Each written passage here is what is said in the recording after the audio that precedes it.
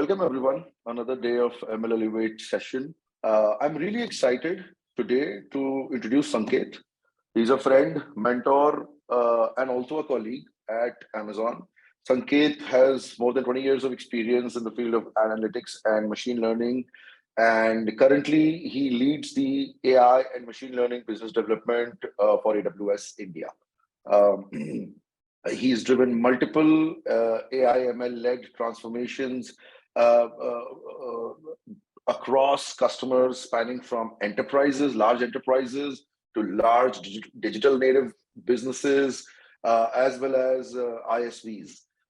So the way typically expert in helping enterprises drive efficiencies, increase revenue or costs, reduce costs, leveraging AI and ML. In his past life, he's worked with Amazon. He's worked with Microsoft, SaaS R&D, and Oracle across different geographies apart from India. So with that, I would like to welcome Sanket. Welcome, Sanket, and thank you for taking time out to talk to the ML Elevate founders. Pleasure, Ayush, and wonderful meeting you all. Always the kind of energy what I get from the cohort, this kind of cohort, right, is unparalleled to any other meetings what I do otherwise. So really exciting, and look forward for the next 1 hour. So what I'm going to talk today is that I am not going to kind of share a set deck. I have multiple decks, and as I narrate the storyline of how exactly we went about a particular use case, I would be sharing those decks. These are the actual decks what I had presented to the CXOs, to the board when I was in the pursuit with those enterprises, right? So the idea is to actually show you all the practical scenarios and not just give you a simple PPT level GAN, right? So that's the reason I'll be switching my screen many times. You'll see my screen going blank and a new PPT coming up, just so that I'm most relevant to the topic what I'm talking about, right? So that's the intention, the way I'll be running this, right? So quickly talking about what all things we are going to do, right? Now, what I want to begin by talking about is that when we talk about AI and machine learning, right? What typically happens is that the end customers in enterprises are so much used to hearing the standard level pitch from the enterprises, or rather from the startups, or even the OEMs like us. When we get in front of them, that they expect a set input and a set output, right? And that is a difference, or rather that is the point where the differentiation starts with how exactly you pitch to the enterprises, right? Now, let me demystify what I mean by that, right? So typically what happens is that when you talk about machine learning, the problem statement what you're solving are defined, but the outcomes what the customer wants out of it are not always defined, right? Let me begin by giving you a simple example. This was for one of the banking customers here in Mumbai. And if you see the trend, what we are seeing in the enterprises is that there are two categories of enterprises which we categorize as the build versus buy, right? So traditionally, the enterprises were always a buyer. So they wanted a finished product and say, okay, this is what we have on offer. You directly take it, buy it, adopt it, right? But of late, what the change what we are seeing in the industry is that the enterprises have become a mix of buy versus build, right? So while they love to buy the products because that shortens the cycle, but then they also have team in-house who would want to do enhancement on their own. Now, why that is required? Because the differentiation with ML brings on table is that how do you fine tune your model? And if you start talking about those fine tuning to the entire world, then typically you're losing your IP, right? So that is the behavior of late I'm seeing in the enterprises, is that they would want to buy a product so that it puts them on a certain pedestal, but they are not typically ready to buy a product which 100% meets their criteria, because the risk what they carry is that if a startup A is selling this product to them, then the same startup will sell the same product to other banks also, and there is no differentiation, right? If it is a risk model, how do you differentiate the risk modeling what you have? If it is credit scoring model, how do you differentiate your scoring model compared to the other banks, right? So there is no differentiation happen, and a lot of time the entire workflow what gets created, right, is based on this particular models or the output of the ML, right? So let me just quickly share my screen and talk you all through one of the interesting story which I had actually presented. As I said, this is the actual story which I had actually presented to one of the banks in Mumbai, and the engagement what we had with them was that, hey, we want to start our ML journey. Tell us where all you can help. You as an AWS can help, right? And that's how this particular deck was conceived. Now, the collaboration approach, what we suggested for them was, if you see on the left-hand side, there were multiple use cases which were typically spoken about or ideated together. And then we actually thought, okay, now let us define the roadmap for them. Now, this is very interesting, because what happened here, if you're seeing, is that we were not restricting ourselves to saying that, hey, I will solve a point in time problem, right? Because what happens is that in an enterprise, a point in time problem is good to solve, but then how that integrates with the overall workflow what the enterprise is running also has to be taken care. And that is where typically the customer team would actually start understanding and start loving the kind of a thought what you're giving to it, right? So typically what we had done is that, what are the different areas where typically machine learning can help the overall organization was thought about. What you're seeing are the roadmap projects which we as an outsider sitting out of the bank, outside of bank, we thought, saying that, hey, this is what the projects could be. Also setting up the relevance of that project in the ecosystem in which they operate, right? If you see the first project what we had proposed, we were actually tying it back to what RBI is saying, right? This was a bank, Indian bank, they care a lot about RBI, which is a regulator, local regulator. Now, the point what we were trying to make is that, hey, this is a use case which will also make you compliant with your regulator. Now, in a banking environment, whenever you get in the regulator-driven conversation, things become a lot more serious, because what happens is that, anything new what bank want to do, they always have that back of their mind saying that, hey, I can do this, looks good, technically looks good, I have all the ecosystem in place, I have resources in place, but if I do this, how the regulator will react? And if the regulator is not going to react in the right manner, that will lead them to have financial implications, financial penalties, plus the loss of brand what they have in the market. Because anytime a regulator puts a fine, right, it immediately get picked up by the media, and you would have seen a lot of times saying, hey, RBI fined this bank this much amount for this much this kind of violation, right? So the attempt what we were making here for this banking customer is saying that we are proposing you something, but what we are proposing is something which the bank or rather the regulator already understands and approves, right? So that was one aspect of it.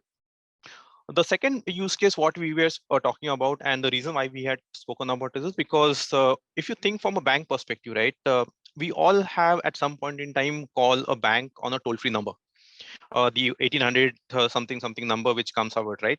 So that's a toll-free number what the bank typically gives. Now, the overall piece of the call center, right, which includes your voice files, recordings of your agent talking to your customer responding back, all of that has to be stored, right? Now, what that means is, by default, a bank is having sitting on a repository of data, which as of that date was only regulatory compliance for them, right? So RBI says that, store the data for 7 years in a warm storage, store for 25 years in a cold storage, right? So the idea was that you have to have that information come what may. RBI can ask that information at any point in time. You have to produce it to the RBI. Now, the process what we actually presented back to them, saying that, how about we help you mine that data, right? Now, what I was essentially doing here is that I was converting their cost center to a profit center.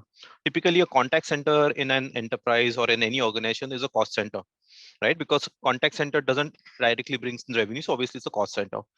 By doing this kind of exercise of transcribing and mining the caller records, what we were essentially doing is that converting that cost center to a profit center, or rather setting up a path where a bank can opt to convert their contact center from a cost center to a profit center. Now, this kind of a conversation typically directly impacts their bottom line, right? And this is something which excites a lot of personas, because ultimately the costs which has been locked in that storage, I am helping them unlock that potential, right? So that was the another piece of it. Next journey, what we actually set out for them was saying that, hey, while you're doing this, right, I know there are a lot of hiring what you do, because the kind of growth what we are seeing, right, there was huge growth happening in the industry, in the ecosystem. uh, is that something which I can change as a process, so that whenever employees come to you, right, they themselves start understanding, hey, I am getting into an organization which is tech savvy. And what better than a smart hiring kind of scenario, where typically the very first time when employee starts coming and starts their interview process, they start seeing the difference compared to a traditional bank, what this particular bank can do, right? And that's how the smart hiring process happens. So what I'm essentially trying to tell you is that three different use cases targeting three different dimensions of an organization, but all pitch at the same time. And the reason why this has been pitched at the same time is that because whenever organization takes a call on any of the solutions or the platform, right, they would ideally want to see that how the same platform can be used multiple times, right? Because that helps them define the better TCO. And what I'm essentially doing is that the first project was targeted towards the compliance team, second targeted to the customer experience team, third targeted internal HR team. Now, if all of these three different dimensions or of the different LOBs come together on a single line of the services what we have on AIML, that helps me to better the TCO, as well as whenever there are internal discussion happenings in the CXO community or in the board meeting, right? I have multiple personas who will support me, because the way it was conceived here in this particular engagement was that we knew that the homework what we had done for the account was that the persona who owns this three different use cases, right, all of them had a seat in the board. So we knew that whenever we are going and talking about these use cases and that get discussed in the board, these personas will stand up there and say, yes, I support this, because I know how this is going to impact my team's working. And that is very, very essential, because a lot of times you can have the best of the technology, your intent will be wonderful, but then if you don't have supporters in the room when it matters, all of this is going to fizzle out, right? So that is the kind of homework what we typically do. So it is not just having saying that I have a hero product, so come what may, I'll just go bombastic in front of my customer and then say, okay, I have the best of the solution, you have to take it, right? That in enterprises it doesn't work that way, right? So this is the kind of homework what we had done, setting up saying that, hey, this is how we should go about doing this, and then defining the success criteria. Right now, the most important piece which comes here is that how do you actually define all of this? Okay, saying that, hey, this looks good, but then if I do this, where exactly it will help me, or how exactly I can quantify saying that, hey, this is going to help me. Now, what we typically do for that kind of question, right? Because now we are one step ahead, where the customer is happy with what we have pitched and they are ready to buy with us, or they are ready to run with us. Now, the question comes is that how exactly they can justify this in front of their board member, in front of their leadership team, because this cycles what the organization take is that they have to justify each and every piece, right? Now, for that, what we normally do is that we normally take a storyline which actually runs them through end-to-end scenario where somebody has been always successful. And that is where having a referenceable customer helps us, right? So obviously, as an Amazon, we have a lot of customers, plus the storyline which I thought where all of you can connect to is about Amazon, right? So just to make my point more clear, I'll tell you that when you come to a question saying that how exactly this will help you, or why exactly it is required, and it is not about convincing the customer who is going to buy from you, right? So you have a decision maker who you have convinced, but when he or she gets to the top layer to convince them, they need some kind of ammunition from your side saying that why they should or how they should pitch this to their leadership so that they get approval for this, right? So for me, for that, let me switch my deck. As I said, I'll be switching multiple decks. Hey Saket, apologies, I'm joining through my phone, but the question I had is today most of us have just one product, right? So we don't offer a host of solutions at this point, right? So how would you sort of approach like especially enterprise clients? Like looks like we'll be at a disadvantage, but I just wanted to understand from you, like, how do you approach and sort of like get the sale done? Yes, wonderful question, right? And I mean that's the scenario most of you will be, because anytime you are starting up, obviously you start small, right?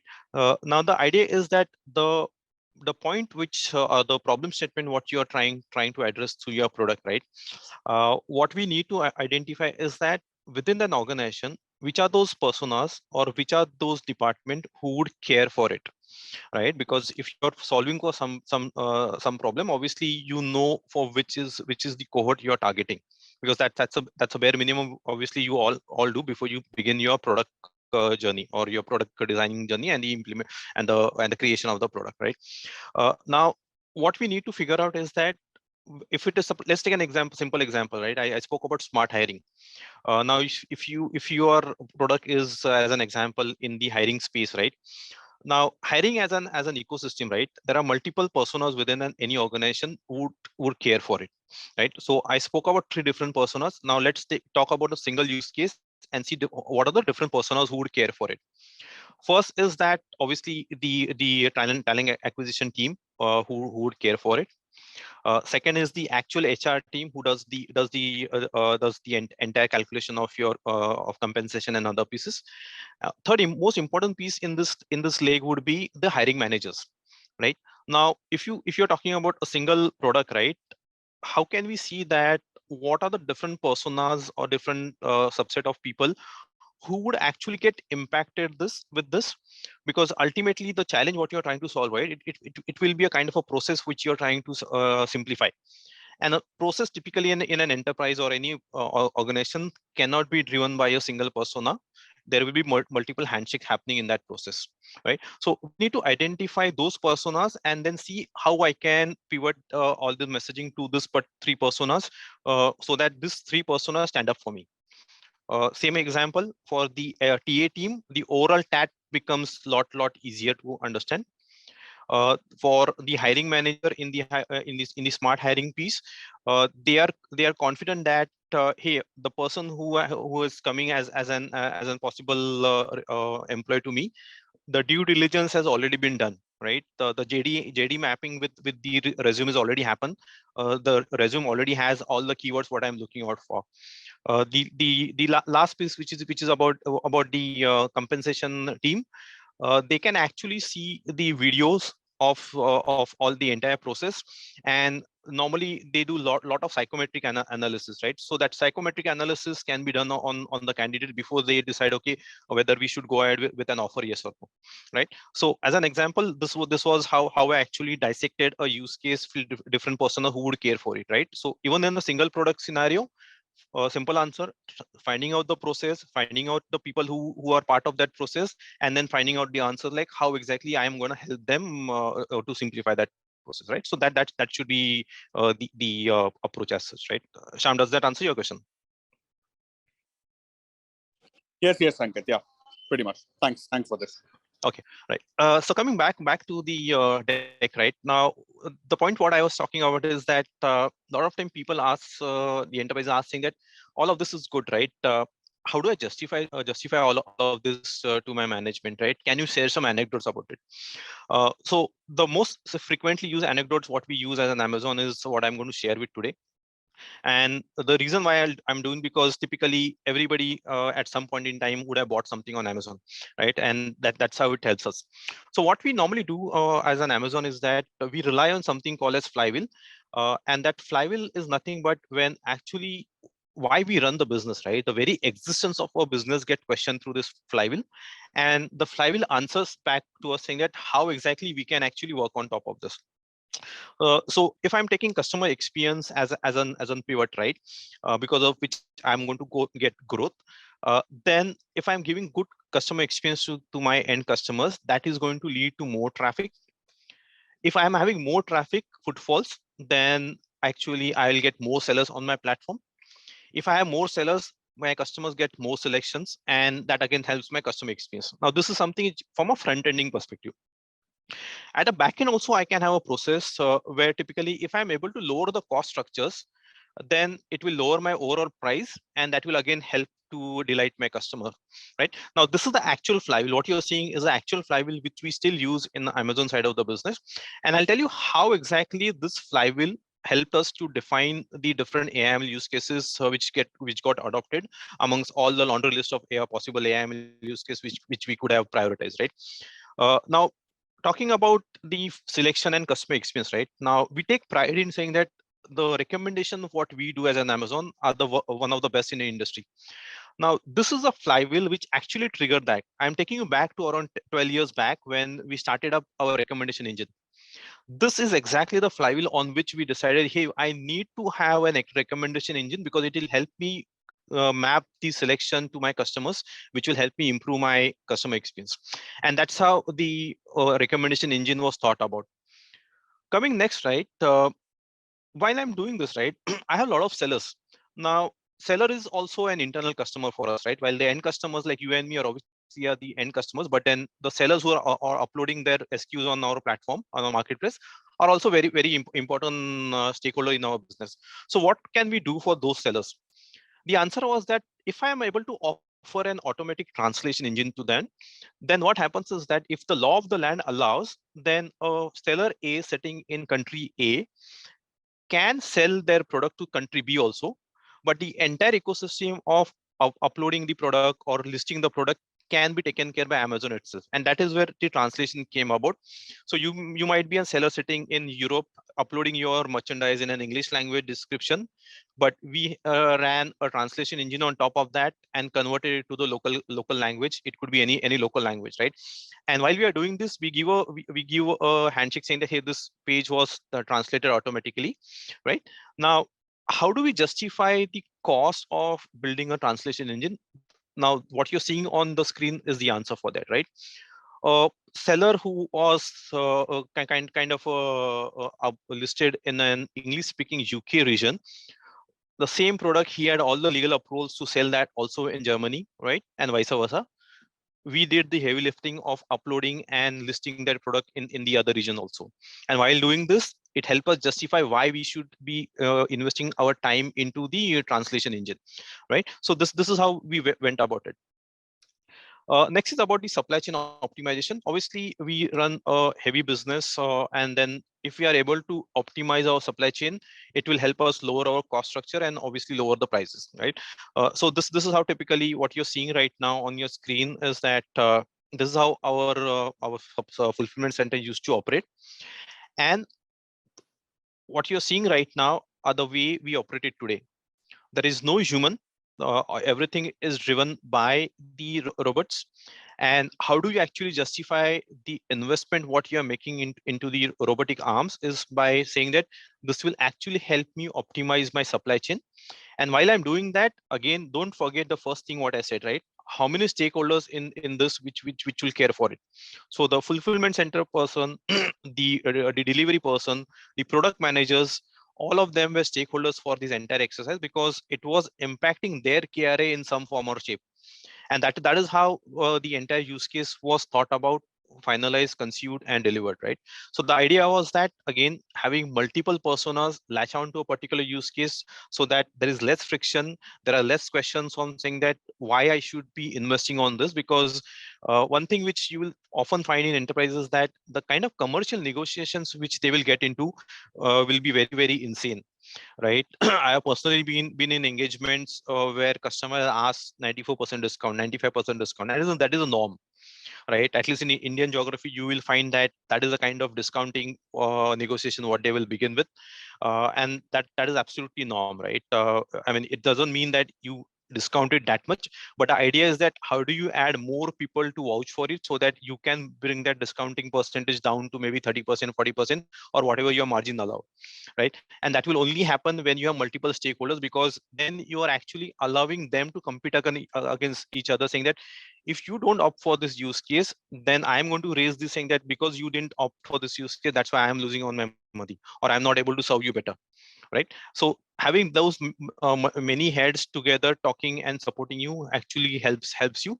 and as well as helping you justify from a technology perspective also, right? So this was about how we went about justifying it, right? Another thumb rule, typically, what I would say is that a lot of times people will question you saying that, hey, the product what you're bringing is something which I'm already using, right? Let me give you a simple example of supply chain. Now, if you are kind of built a solution which will help improve the supply chain, every organization today who is into B2C business or even a B2B business has a supply chain, and that's how they are surviving. So the question is that why they should adopt you, right?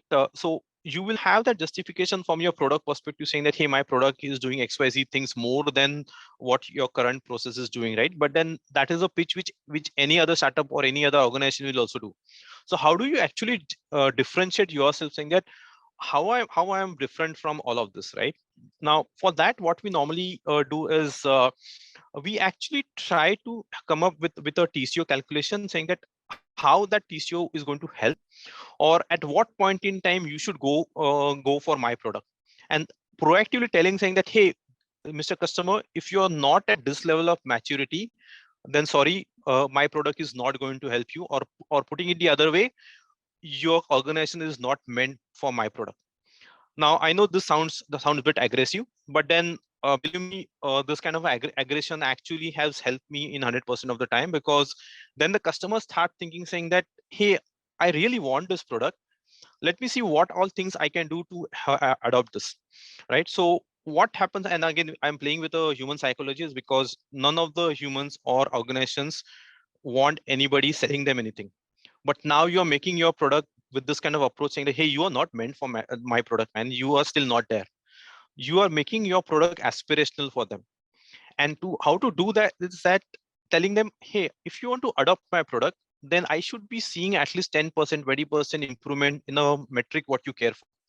So taking an example of supply chain, if I'm saying that, hey, I will help you revamp your supply chain, you do your due diligence, and if you find out saying that, hey, after using my product, I can improve your supply chain only by 20%, and I don't think it is worth investing right now, right? I ideally will want my product to have an impact of at least 35% and above in your overall scheme of things. Then what happens is that you are actually earning the trust from the customer saying that, hey, this is a guy who actually wants to sell. His bread and butter is dependent upon me buying this, but still this guy has a guts to say that, hey, don't buy my product right now because your organization is still not there, right? Obviously there is good English to put all of this. You need to figure out what is the best way to put this message across. But then putting this message across, right, what will happen is that the most important point in the overall cycle is that the procurement guys, right, they will actually pressurize you a lot, right? They will randomize you a lot. So the business will say, okay, I love this product, but then procurement guys saying that, hey, no, I cannot pay you this much. I need to further discount it. But if the business is saying that, no, I have done the due diligence, there was a scenario when these guys told me I'm not there, and then they helped me improve my TCO calculation, help me improve my adoption rate. Then come what may, business will say, no problem. I'm ready to pay premium of 15%. I'll own that transfer pricing. I'll own that extra budget, but I want this product, right? This is something which works wonderfully well. And what also ensures is that the competition goes out, because now you have already differentiated yourself from a competitor saying that the other guys only want to sell, but here is the bunch of folks who are saying that don't use my product because I don't see my product actually creating that great impact on your current processes. And then the next question which comes is that, okay, this is good, but then at what point in time you feel that my product will help you? Is there any metric how which you can help me improve to come to that level, right? So what we normally do is that, again, whatever I'm telling you is not something which happens just in a jiffy. You have to think about it. You have to strategize a lot with the account teams, with your sales team, and that end-to-end process or end-to-end workflow has to be well defined within your mind, saying that what you're talking to the customer, how the customer responds to it, and what you do with that response, right? So whatever I'm telling you is not something which you can just on the fly do. stitch this all together while you're creating your own strategy, right? Now, the strategy what we normally use when we get into conversations saying that where we find that the customer is not yet there, right? What we do is, let me share that, right? So that you get some idea like how do you go about conceiving that particular workflow. I'm going to share my screen again. Yes. So what you're seeing right now is again actual deck for one of the customers. Same situation we were in. We actually analyzed the situation. We thought that no, the customer is still not there yet, so doesn't make any sense for us to go and start convincing the customer to adopt our services and the products what we have.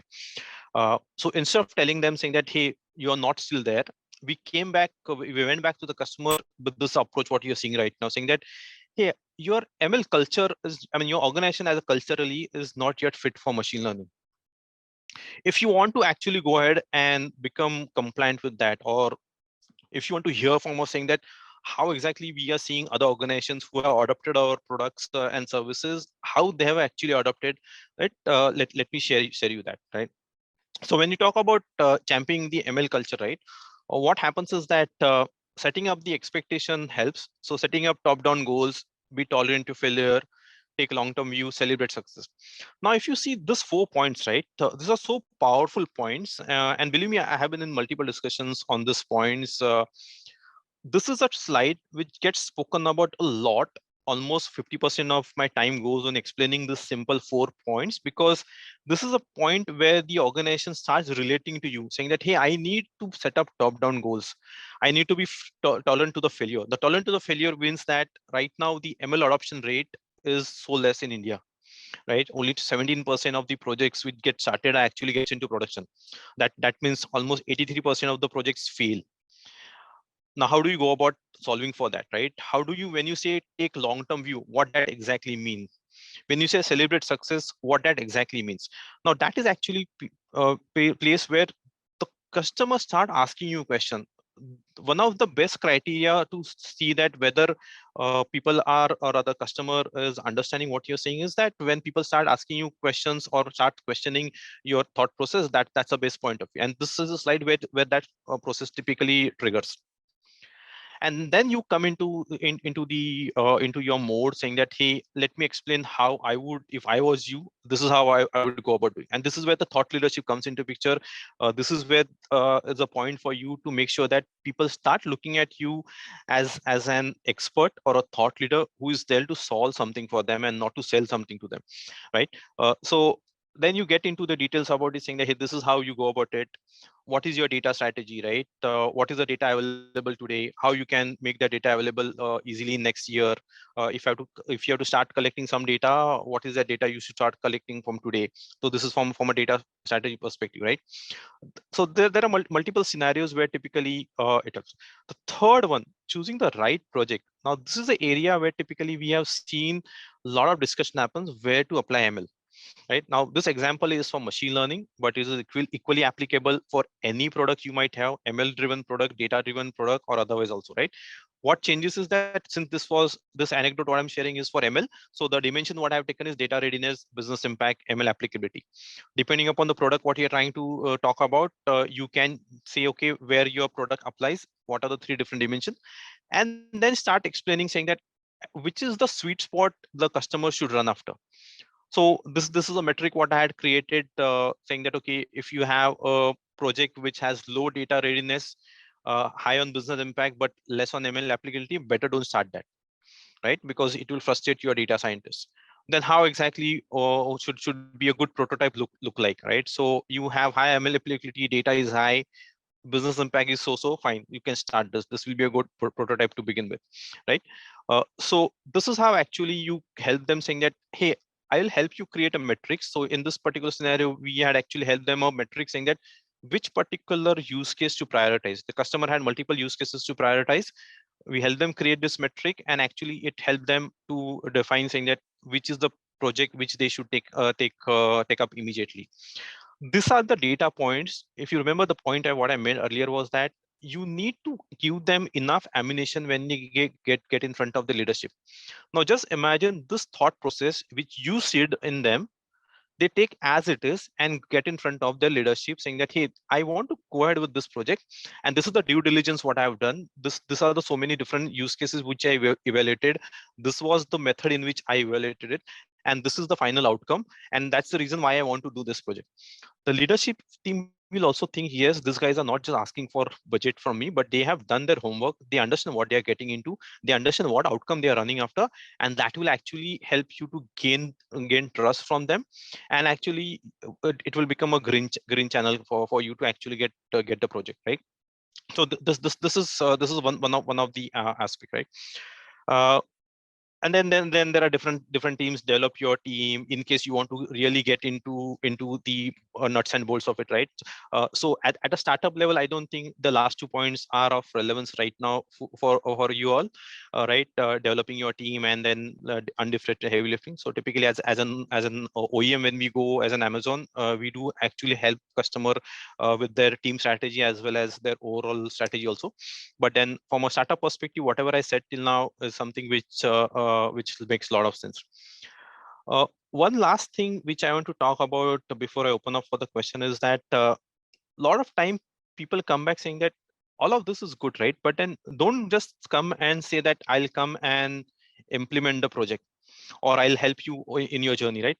Quantify me what is that you will bring on table, right? What is exactly the process involved in it? What are the kind of options you have for me which are other than the product what you're trying to sell me, right? So what we normally do is that let me just the last point what I want to cover is that, and this slide is very self-explanatory, saying that how we can help. Product, yes, it's central to all of that, but then there has to be some method to the madness which you have to call out, because having a roadmap in your mind is not something which the customers typically the organization don't understand that, nor they appreciate all of that. So what I'm doing in this slide is that I'm actually calling out what are the different mechanisms through which I can help them. The point in time example, what I'm saying that I'm helping a customer with a data and ML strategy. Then at what point of maturity the customer is, I accordingly I'll define how I help them, right? So if you see what is written on the upper corner is that the first one is that you want to understand industry trends and how database practices can help address specific business challenges and blocker. If that is the state what you are in, then I will do you executive business connect. What it will give you, I have written down saying it will help you with the roadmap and directional business use case. In case you are at a stage, the third one I'll read out now, that you have many analytical use cases but you're not sure where to start and what strategy to adopt, I'll help you with a data strategy workshop. What it will give you as an outcome, a data strategy document with a prioritized use case and a POC scope.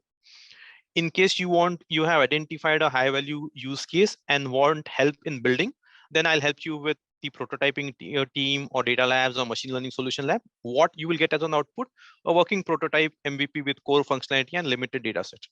Now, this is the investment which typically you all will have to do to differentiate yourself, because understand one thing, the maturity within the organizations is high on the business side and medium on the technology side.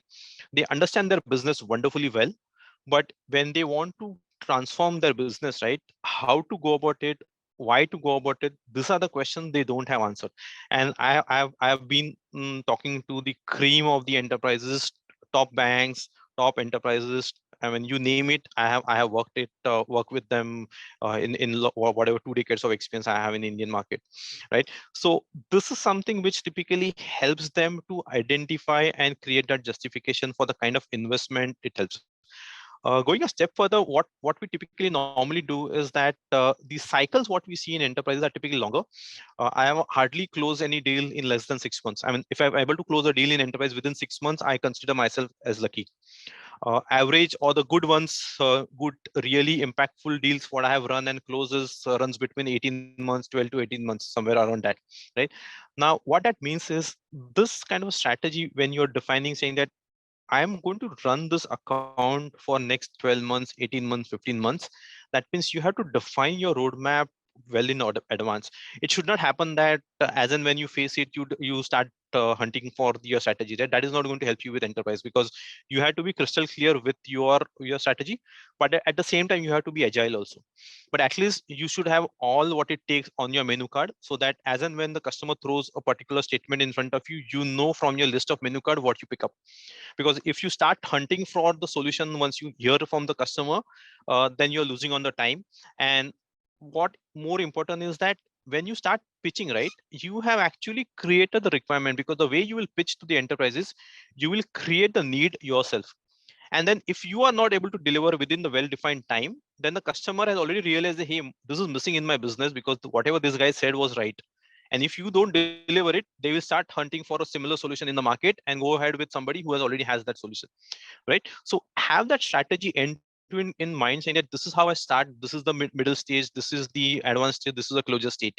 So having that roadmap typically helps you to enter the enterprises. Another thing, don't think that this will happen overnight. This is not going to happen in a single opportunity. It will take some time to mature, because every organization, every product what you have will have its own characteristics. So you have to understand your side of the story, you have to understand the customer side of the story, and then find a golden mean to get over it, right? This is how typically I have been going around it, and I've had decent success on this, and would really love to you all also to adopt this. If you have any question while you're doing this, more than happy. And I think we all have some 10-12 minutes remaining on the call also. Any questions? Open for now. Sanket, so we are building a product which help like sales reps in the early part, like SDRs usually when they do cold calls and discovery, how we help them we create AI based role plays for them so that they can improve their pitch and things like that. Yeah. But see, for us also, most of our customers are usually mid market or enterprise only, because sales like scaling this up is when scaling their sales is when they usually need us. But the challenge that we face is that sometimes like they need to sit with us in the buying process itself. They need to sit with us and they need to, let's say, create their customer personas, or maybe help us like put it on our platform. Like they have to sit with us and give some time beforehand. So how do you convince like some upfront commitment from them? Because a lot of maybe not an enterprise, but a lot of mid-market type of customers are very used to getting value like very quickly, right? So they don't want to put in some effort straight away. So how do you go about that?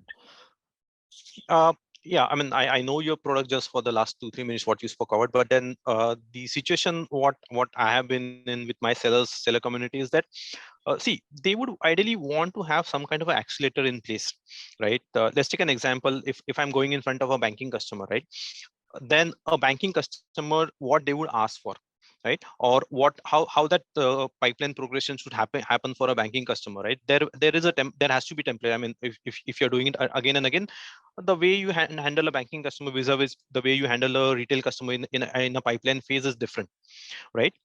So that kind of a accelerator, if you are able to create, right? You mentioned about personas. Now, if you talk about persona, right, in a pipeline acceleration, what matters is that what are the questions typically you should be asking to your targeted persona. That is a gray area, because typically what happens in mid market is that the seller are not that tech savvy. I mean, yesterday they were selling a bottle, today they are selling onion. That's typically happens in the mid market, right? So you cannot expect them to know the domain. Now, if you bring that layer of domain, saying that, hey, I will help you with this preliminary qualification questionnaire, right? That will help them accelerate the pipeline. And if that pipeline acceleration happening, I believe that is one of the outcomes what you can show as an outcome of your solution also, right? So instead of, while I understand the solution what you're building is a horizontal solution, right? If you can bring some kind of vertical flavor in your solution, right, that will actually help to get those right audiences and the right excitement to at least start using your product, right? At least start them can attempt to adopt your product, right? So a combination of this should ideally work it out. Sorry, but I didn't get, like, when you say vertical aspect, like what do you mean? Sorry. So what I'm coming to is that, see, what you're doing, what I understand is that you are helping with pipeline acceleration. Is that or pipeline It's documentation? mostly like for cold calls and discovery. Can you do role plays? Like new sales reps, freshers, that kind of people, they don't know how to, let's say, sell a SaaS product. So how do you get into the grooves and build your muscle memory? stuff like Exactly. Yes. So now when you say a SaaS product, right? Let's see now the customers whom you are handling, right? They will belong to different business domain, right? Yep. So Yep. it could be a banking customer, it could be retail. Now, intention what or the value what you're bringing on table is that, hey, I will shorten the ramp up curve for your sellers so that they hit the market really fast. Yep. Now, if you tell them a common thing which otherwise also happens in any cycle, right? They are not you're not helping them. When I say verticalize, right? When you get in front of a retailer, right? Take an example, you get in front of Reliance Jio. Yep. They are selling retail products. So the way qualification happens for those, when that rep hits the market, right? The question what he or she hears from the end customer, if you are able to simulate that within your workflow, you're bringing a vertical flavor. Okay. Otherwise, what you're saying is that how do you differentiate a seller who is trying to ramp up for a retail versus who is ramping up for a pharma? There is no differentiation what you're bringing, right?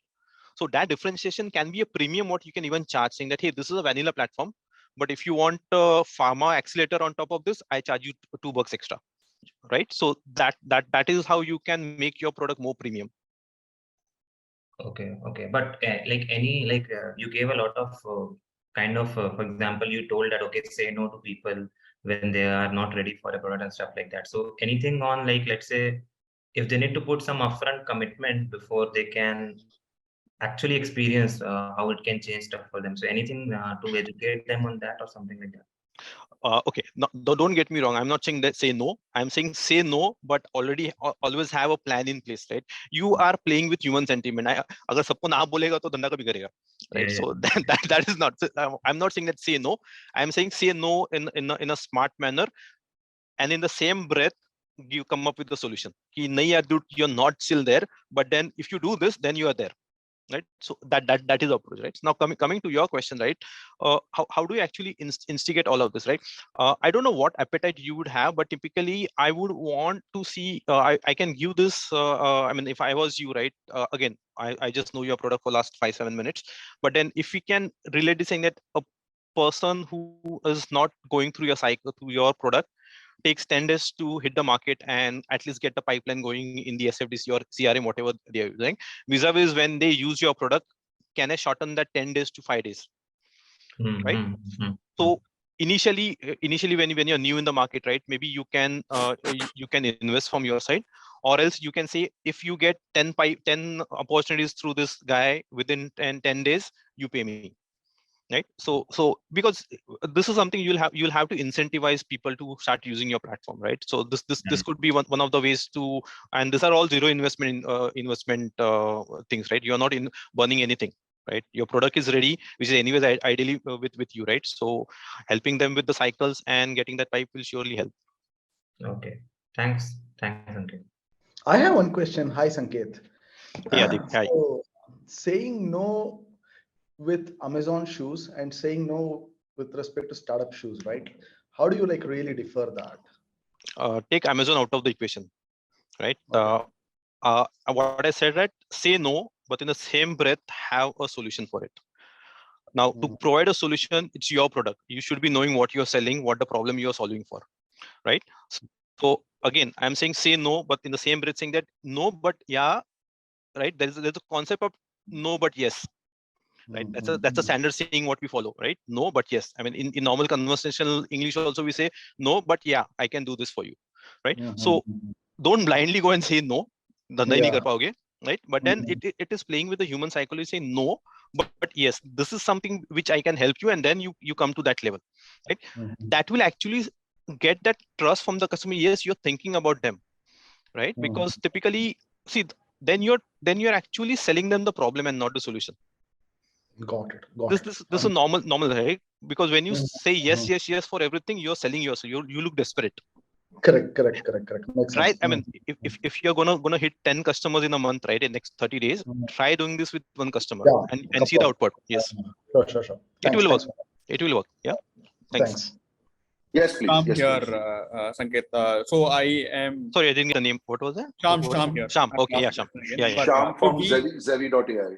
So we are into site search and ranking, purely NLP based. So that's me. So Sanket, my question is, I did write on the chat as well, but the question is more nuanced on how do you get your internal hero, right? Like you need someone watching for you within the company. And how do you go from a cold handshake to actually someone really starting to vouch for you, right? That nuances. So we are going through a couple of conversations. So it's been a little difficult, right? So we are not sure of how do you do the dinner or something like that. How would you sort of approach that sort of a problem in a way?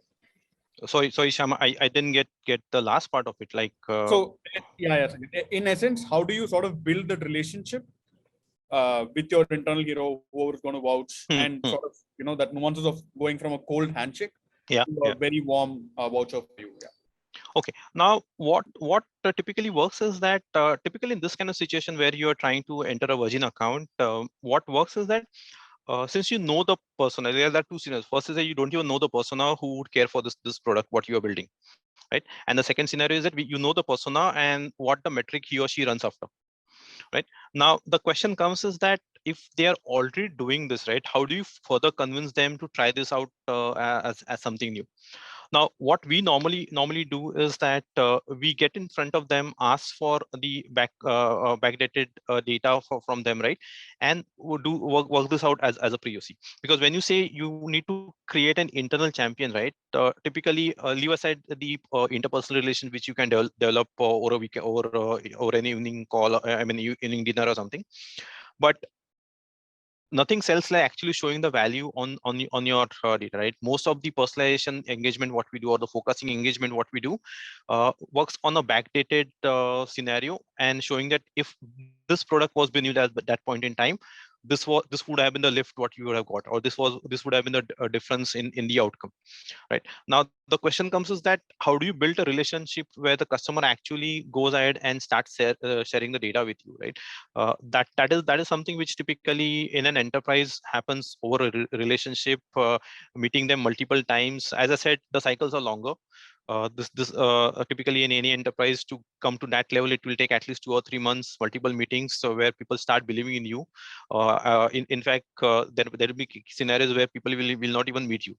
I have also gone through that, right? So that relationship building will actually take some time, but then it's about just being consistent with your messaging and helping them with the anecdotal information, right? Because if you talk of any customer right now, finding where they are failing at, it's much easy, because you're in that assumption is that you're in that particular market. You know what product you are solving for, rather, or what problem you're solving for, right? It's just about telling them, saying that, hey, did you see this is how this particular problem was solved by us, right? So sharing that proactively helps you build that relationship, and some point in time obviously you will get a call back saying that, hey, I am facing the similar problem, can you help me solve, or at least tell me how or do you have capability to solve for this? Got it, sir. Thank you. So with that, I would like to really thank Sanket for taking time out, and I think some of the great nuggets of experience, I gathered at least. I'm of course not a startup founder, but and very unconventional ones, if I may say so. So thank you again, Sanket, for that, and thanks everyone for listening and asking questions. Hope this was useful. With that, we'll move to the next segment, and Sanket, I'll thank you once again. Yep. Thanks, for folks. taking time out. Yeah, and I'm on LinkedIn. Would love to connect with you all over LinkedIn. Let's stay connected. Thanks a lot.